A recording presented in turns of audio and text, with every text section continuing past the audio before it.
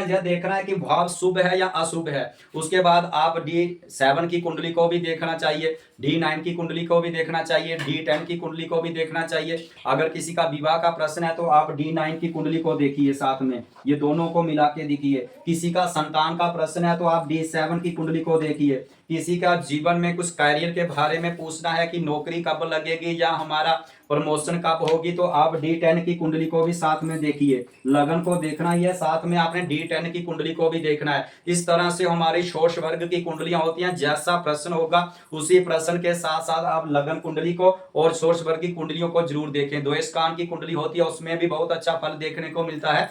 जब हम कुंडली का कोई खास ऐसे प्रश्न आते हैं, बहुत ज्यादा लड़ाई झगड़े वाले आते हैं, जिसमें बड़ी जमीन की चक्कर में फंसा होता है व्यक्ति, भूमि के चक्कर में होता है, तो वहां द्वेष कांड की कुंडली को भी देखना जरूरी रहता है। तो प्रिय मित्रों, इस तरह से आप कुंडली का फलादेश करते समय देखिए कि ग्रह किस राशि पर है। अगर यहीं पर कुंडली में नीच का ग्रह बैठा हुआ है, शुभ ग्रह 3 देख रहे हैं, ऐसे शुभ ग्रह कौन से होते हैं? सबसे सौर मंडल में शुभ ग्रह बृहस्पति है, उसके बाद शुक्र मारा है, उसके बाद चंद्र मारा है। अगर वह शुक्ल पक्ष का होगा तो बलवान होगा, अगर कृष्ण पक्ष का होगा तो चंद्रमा तकलीफ वाली स्थिति होगी, उसकी दृष्टि काम नहीं करेगी। बुध अगर अच्छी राशि में बैठा होगा, अपनी मित्र राशि में बैठा होगा, स्व राशि में होगा, या मूल त्रिकोण में होगा, या उच्च वाली राशि में होगा, तो बुध की दृष्टि अच्छी काम कर जाएगी। अगर वह क्रूर ग्रह के साथ बुध होगा, उसकी दृष्टि काम नहीं करेगी, वह क्रूर स्वभाव का हो जाएगा। अगर कुंडली में शुक्र महाराज लगन में बैठे होंगे, शुक्र महाराज की 180 डिग्री की जो दृष्टि होती है सप्तम भाव में पड़ेगी, तो कुछ अच्छा हो जाएगा जीवन में। अगर वह ग्रह जहां कौन सी गिनती है? 10 नंबर की गिनती है। ध्यान से सुनिएगा प्रिय मित्रों,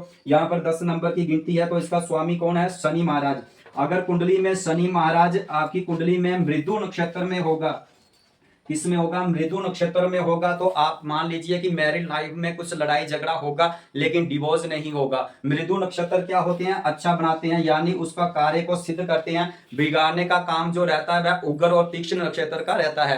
कुंडली का फलादेश करते समय प्रिय मित्रों, आप नक्षत्र का फलादेश साथ में रखें। नक्षत्र के फलादेश के बिना हम कुंडली का फलादेश नहीं कर पाते। नक्षत्र क्या होता है? कुंडली का बेस होता है। जो भाव राशियां ग्रह निकल कर आते हैं, अंश कला बी कला, ये सब किसके समूह से निकल कर आते हैं? नक्षत्र के समूह से निकल कर आते हैं। नक्षत्र कुंडली का बेस होता है। तो प्रिय मित्रों, नक्षत्र का फलादेश के बिना हमें कुंडली का फलादेश, उच्च का ग्रह मित्र राशि स्व राशि, नीच का शत्रु राशि का फल दे ना दे, लेकिन वह ग्रह जिसके नक्षत्र में बैठता है, वह नक्षत्र का लाड़ जिस भाव में बैठता है, उसका फल मजबूती से उसकी दशा अंतर दशा में वह ग्रह देता है। तो कुंडली का फलादेश करते समय आपने नक्षत्र जरूर देखना है। यहीं पर नीच राशि